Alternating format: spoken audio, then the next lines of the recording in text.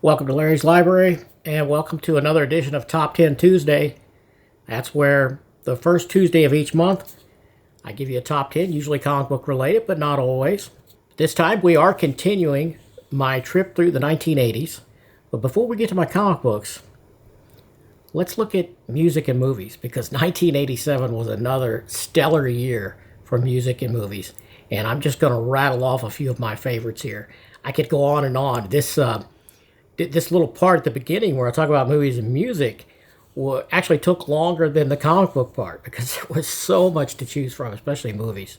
So I know I'm going to leave some out, but I'm going to blast through a few. You had Kick from NXS. That was 87. You had Guns N' Roses' Appetite for Destruction, their first album. I had that I have the CD of that is what I had. I adopted CDs pretty early on. I had them all the way, it must have been 83 when I got into CDs, 82? I don't know, it was early. U2's Joshua Tree was 87. Midnight Oil, Diesel, and Dust was 1987. Love and Rockets, Earth, Sun, Moon. Love that one too. Real favorite. Joe Satriani's Surfing with the Alien. And I had the old CD with the cover that's from Marvel Artwork, which he didn't get permission to use, and then when it was reissued later, they had to choose different art. So that's kind of wild. And The Cure's Kiss Me, Kiss Me, Kiss Me was 1987. Now, movie-wise, that's where it gets really difficult because, man, there was so much to choose from here. But some of my favorites from 87 would include Joel Schumacher's The Lost Boys, Woody Allen's Radio Days, Brian De Palma's The Untouchables. Boy, that was a good one. Clive Barker's Hellraiser was 1987. John Hughes' Planes, Trains, and Automobiles was 1987. That was the first movie me and my wife ever seen together. That was our first date. We seen that movie, so never forget that. Paul Verhoeven's RoboCop, the original RoboCop, was 1987. And you had Alan Parker's Angel Heart. That is a hell of a film. That was 1987. And lastly, but not least, I've got on my list here, Paul Schrader's Light of Day. That is an awesome rock and roll movie. If you haven't seen Light of Day, go dig that one up. Check it out. So I was 19 years old in 1987, and these are my favorite comic books of that year. At number 10, I have The Punisher, issue number 1. Now, this is technically the second Punisher series. I think before this, there was a little mini-series. But this one was an unlimited series, as the banner at the top of this cover proudly proclaims. First issue of an unlimited series. This was written by Mike Baron with pencils and inks by the legendary Klaus Janson. So many of my favorite artists and writers are now legendary. I guess that's because I'm an old guy. What can I say? But it's true. At number 9, I have Conan the Barbarian, issue 214. Now, I could have chose many issues from that year of Conan, but I kind of chose this one for this super iconic cover here by Val Simics. Not sure how to pronounce that one. I forgot to look that one up. So if you know, correct me down in the comments, please. How do you pronounce Val Simics' last name? But Val Simic did this cover, and it was inked by Jeff Isherwood. But this particular issue was written by Charles Santino with pencils, interior pencils by Val Simics also, with inks by, here's that word again, the legendary Alfredo Alcala. And he is one of the greatest inkers of all time, I think.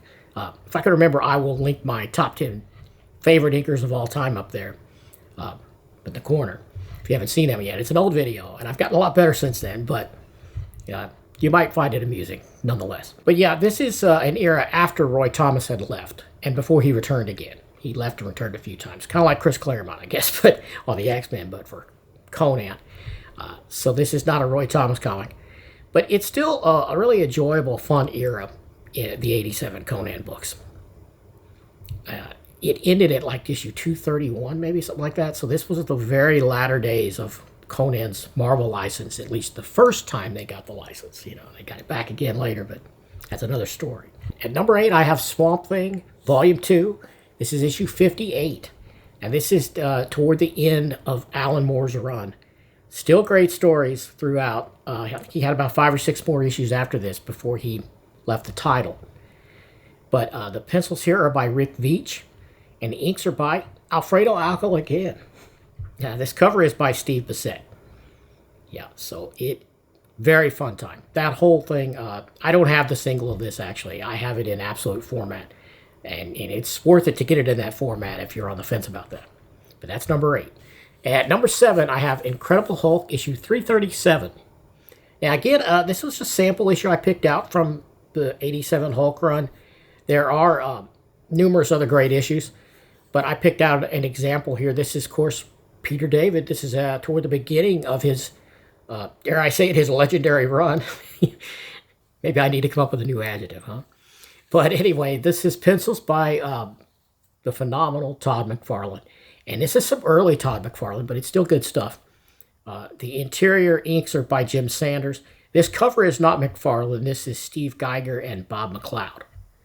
But yeah, this was a fun issue where he sort of fights with X-Factor, I think, at first, and eventually they team up, if I remember right. I could have that wrong. But that is number 7 of my favorite comics from 1987. At number 6, I have Thor issue 380. Look at that cover. Boy, that is a phenomenal cover. This, of course, is written by Walt Simonson. Pencils by Walt Simonson. Inks, the interior inks here are by Sal Buscema.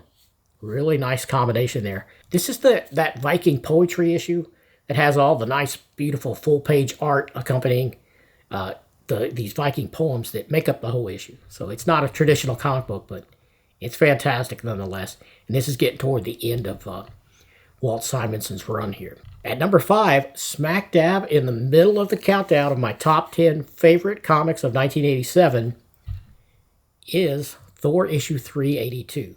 And this is a giant-sized 300th anniversary issue. And this is the end of an era because this wraps up Walt Simonson's beautiful, glorious run.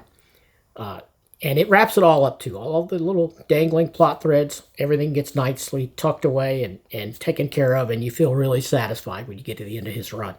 Now, he did not do the art on this one. The art here is by Sal Buscema, his pal Sal and our pal Sal. And he did the pencils and the inks, and it's pretty damn good. I mean, it's not Walt Simonson great, but it's pretty great, and it is a really good issue. Now, at number 4, I have Uncanny X-Men issue 222. Now, this one features Wolverine and Sabretooth in the inside and on this glorious cover. This, of course, is written by Chris Claremont. Pencils are by Mark Silvestri. Some early Mark Silvestri stuff, but very good stuff. Inks inside are by Dan Green. And Dan Green is a hellacious inker, so it's a pretty good combination. This one, I actually have this one signed by Chris Claremont and Mark Silvestri. Well, you know who probably got it signed for me. That would be my daughter, Kristen, because I have yet to meet Chris Claremont. So I think I got the Silvestri myself in 2005? I don't remember. But it was when we went to Wizard World Chicago that I had Silvestri sign it. And then years later, Kristen, my daughter Kristen, had Chris Claremont sign it there. That's his scribble across the X-Men logo. Excellent book, excellent cover. Now, at number 3, I picked out a sample of an ElfQuest epic issue. And this one is ElfQuest issue 23. And, of course, this is written and drawn by Wendy Peeney. I think Richard Peeney, her husband, may have helped with some story ideas and some editing. But officially, I think it's written and drawn by Wendy Peeney. And it is beautiful. Beautiful art. Nice cover here. Just an excellent series. If you haven't read ElfQuest, especially the original run, pick up those Dark Horse hardcovers that are coming out now. Or you can go back and get a lot of these out of dollar bins, probably. They're not an expensive book to collect. There were 32 issues. This is toward the end. This is issue 23. And it is a cool issue. I'm not going to give any plot details away. It's too enjoyable to ruin.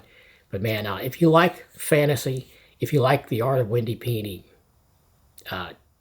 you got to read this. It's unlike any elves that you've ever seen. They're not like Tolkien elves. They're quite a bit different.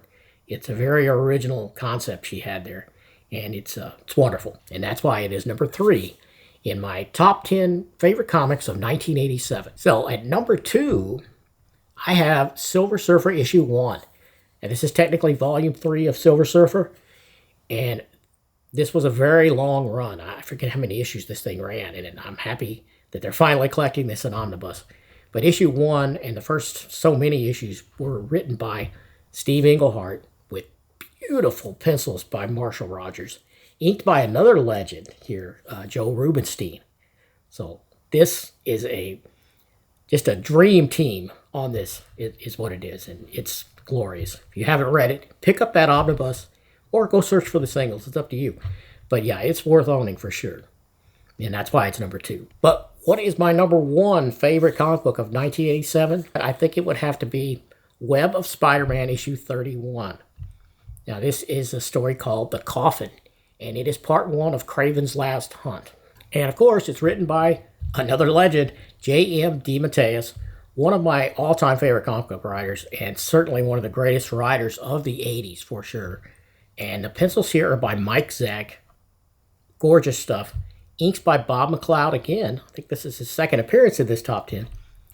But yeah, this is a good one. You probably read Craven's Last Hunt. If you haven't, what are you doing? What are you doing with your life? This is available in various formats. I think it's in Omni. It's in a gallery edition. I own that. It's awesome. There's an oversized hardcover, and I'm sure there are trade paperbacks. So what are you doing? Read Craven's Last Hunt if you haven't. It's one of the all-time great Spider-Man stories. And that is why it is number 1 in my favorite comic books of 1987. Hope you liked seeing this and checking these out. And hope you did enjoy taking a look at these. Name some, if you want, after you watch this, comment below and name some of your favorites of 1987. What did I leave out that's one of your must-haves? Let me know. And thanks for watching. Really appreciate it. If you haven't subscribed yet, please do that and give me a thumbs up. And I'll see you next time.